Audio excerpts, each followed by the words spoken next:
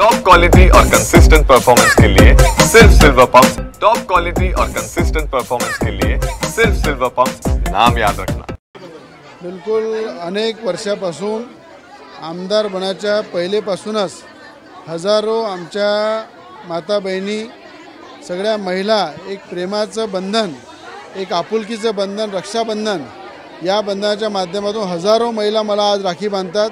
चौथ्यांदा जो महिलांचा प्रचंड आशीर्वाद मला मिळाला, आई बहिणींचा मला जो आशीर्वाद मिळाला आणि चौथ्यांदा मी आमदार झालो। आज तुम्ही पाहू शकता की दरवर्षीप्रमाणे आजसुद्धा प्रचंड बहिणी राखी बांधून मला आशीर्वाद देत आहे आणि मला असं वाटते की युवा स्वाभिमान पार्टी कार्यालयामध्ये हा प्रोग्राम वर्षानुवर्षापासून सुरू आहे आणि आपुलकीने एकाही महिलेला निमंत्रण द्यायची गरज पडत नाही, आपल्या भावाला राखी बांधायची आहे म्हणून स्वतः महिला इथे उपस्थित राहतात, मला आशीर्वाद देतात, रक्षाबंधन करतात, ओवाळणी करतात आणि मला असं वाटते की प्रत्येक महिलेचा आदर सन्मान आणि तिची सुरक्षा हे प्रत्येक युवकांनी, प्रत्येक माणसांनी केली पाहिजे। आपल्या महाराष्ट्रातलं, देशातलं जर महिलांची सुरक्षा जर व्यवस्थित ठेवायची आहे तर पुरुषांना पुढे यावं लागेल, युवकांना पुढे यावं लागेल आणि या बहिणीच्या घट्ट नात्याला एक चांगल्या प्रकारचं संरक्षण द्यावं लागेल। हा मी सगळ्यांना या रक्षाबंधनच्या माध्यमातून शुभेच्छा देतो आणि आज सगळ्या आमच्या लाडक्या बहिणी, ज्या बहिणींना महाराष्ट्र सरकारने ज्या पद्धतीनं महाराष्ट्राचे मुख्यमंत्री देवाभाऊ ज्यांनी या महिलांना एक चांगला मदतीचा हात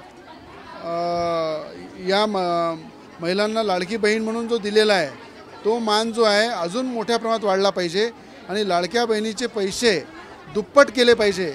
हे मी सरकारला विनंती करतो, मुख्यमंत्र्यांना विनंती करतो की लाडक्या बहिणींचा जो मानधन आहे ते दुप्पट कसं होईल, त्या लाडक्या बहिणींना ताकद कशी दिल्या जाईल आणि त्या लाडक्या बहिणीला पैसे मिळाल्यानंतर ती आपल्या मुलांना शिकवते, परिवाराला चालवते म्हणून महिला ही घरची करता राहते आणि त्या बहिणीला जर दुप्पट पगार जर झाला लाडक्या बहिणींच्या माध्यमातून तर मुख्यमंत्र्यांना पुन्हा पूर्ण ताकदीनं आमच्या राज्याच्या महिला आशीर्वाद देतील, देवाभाऊला आशीर्वाद देतील आणि ताकदीनं त्यांचा साथ देतील। अशा पद्धतीनं मी महिलांच्या वतीनं एक भाऊ म्हणून त्यांचा लाडक्या बहिणीचा पगार दुप्पट झाला पाहिजे अशी सरकारला विनंती करतो। अनेकदा आता ईव्हीएमचा मुद्दा शरद पवारांनी मोठा दावा केला की 160 जागांवर मतांची फेरफार करण्यासाठी दोन व्यक्ती माझ्यासोबत जवळ आले होते, त्यांनी सांगितलं की 160 जागांवर मतांची फेरफार करू शकतो असा दावा शरद पवारांनी केलेला आहे। असं आहे, पवार साहेब खूप सिनियर नेता आहे, अनेक त्यांनी उन्हाळे पावसाळे पाहिलेले आहे। मला असं वाटते की हताश झालेले राहुल गांधी जे निराश आहे, हताश आहे, उठछूट सरकारवर आरोप करत राहतात। मला आज मिशन सिंधूरवरही त्यांनी खूप आरोप केले, मोठ्या प्रमाणात कुठल्याही विषय नसताना कुठल्याही विषयाचं बौल बनवणे ही राहुल गांधीची आता हताशतेची एक पद्धत झालेली आहे आणि मला असं वाटते की शरद पवार साहेब हे स्वतः विद्वान आहे, सक्षम आहे, बुद्धिजीवी आहे, त्यांनी तरी असं वक्तव्य करू नये।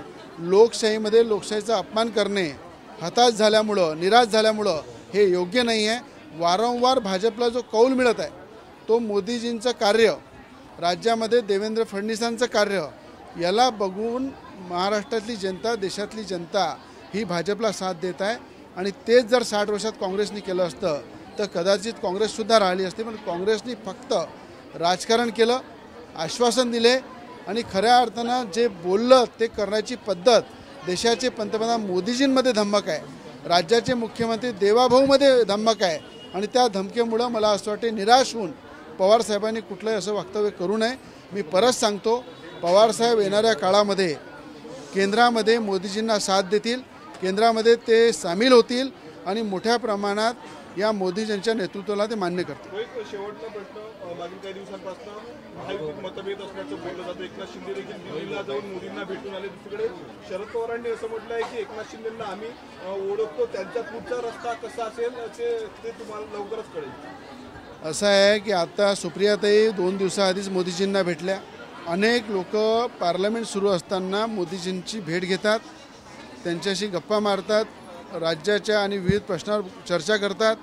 एकनाथजी शिंदे यांनी अमित शहाजींची भेट घेतली, मोदीजींची भेट घेतली आणि मला असं वाटतं की राज्यामध्ये 3 नेत्यांची सरकार आहे, 3 पक्षाची सरकार आहे, त्याच्यामध्ये आमचं युवा स्वाभिमान पार्टीसुद्धा त्या सरकारमध्ये सामील आहे। तर अनेकांना केंद्रीय लेवलवर अनेक नेत्यांची भेटा घ्यावं लागते। येणाऱ्या काळामध्ये मी सुद्धा अमित शहाजींची भेट घेईल, मोदीजींची भेट घेईल। तर असं नाही की नाराजी आहे म्हणून, राज्याच्या काही विषयावर, केंद्राच्या काही विषयावर चर्चा करण्यासाठी महायुतीमधल्या प्रत्येक पक्षाला जावं लागते, नेत्यांना जावं लागते।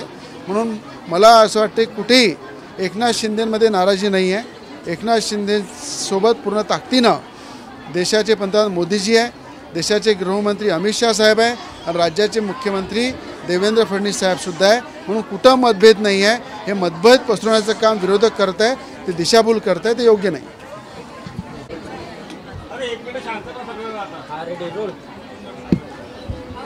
आता 3 दिवसाआधी ईसा नावाचा मुस्लिम तरुण, ज्यांनी आपल्या महाराष्ट्रामध्ये महिलांचा नेहमी प्रत्येक जण सन्मान करते, त्या ईसानी मुस्लिम समाजाचं नाव बदनाम केलेलं आहे। ज्या पद्धतीनं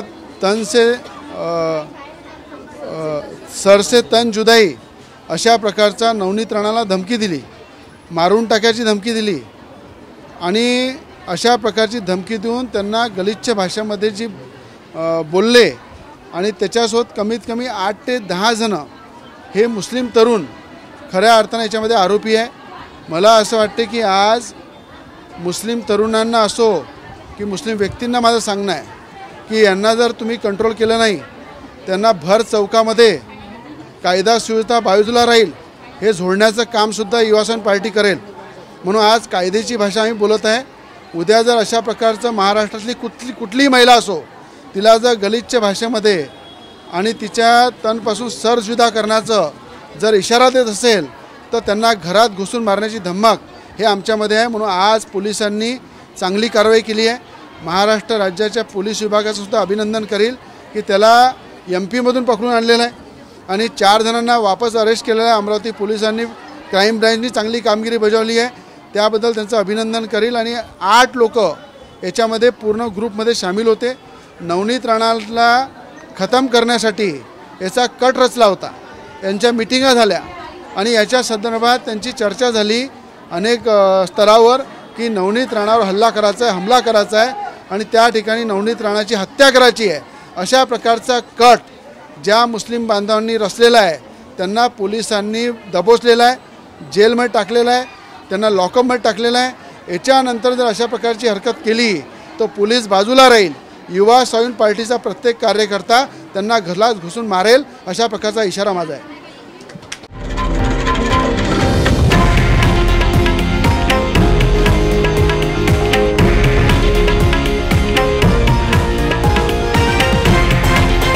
हे आहे देशातील नंबर 1 न्यूज नेटवर्क आणि आपण पाहत आहात TV9 मराठी, एकमेव।